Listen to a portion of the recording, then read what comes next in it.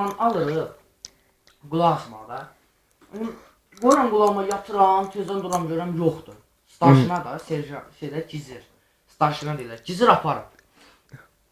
Sabahsı gün belə çaxıram, gen aparıb. Anımın var yoxuz ki, bezin günlərindən. Adam nə qədər radiolar. O gün, o belə bir gün, 2 gün, 3 gün, 5 gün tuttum anın axırını özəm belə, bunu sikəcəm mən. Oğraş yanından getdim şeyə, tükana. Şey aldım, radionu aldım. Gətirdim. Saat 12 kimi qulaq astım. Bilirəm birinin yarısı gizir gələcək. Birinin yarısıydı, naşqın başı yoxdur.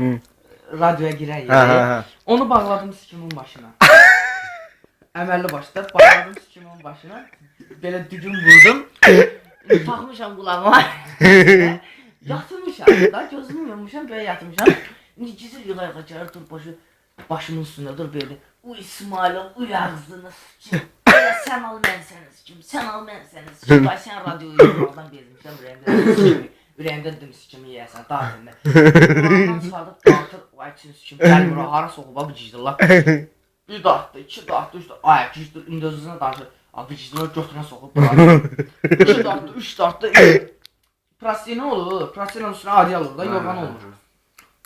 Adiyalı çəkdi, dartır gəlmir, belə, dartır gəlmir. Prasiyyə çəkdi, dartır gəlmədi, deyir ayımın ağzını sikim, qoy tursiyinə. Daha bilmir də nə? O gün, qaçdı tursiyi daşağı çəkəsə, gördü bağlamışam sikimin başına, naş görəli. Pıs sikim oğlu aşağısı, rota padiyo. Rota padiyo. Sikimin başına naş bağlayalım. Rota padiyo. Köpək vermişdilər. Oğlaşım bağlayalım, açılmışam gülmə. Hər yadıma düşəndə, pıs kim qalmışam ağzını, hara bağlayalım. Abi ciznalara necə bağlayır? Yok ha? Gönderiz ama.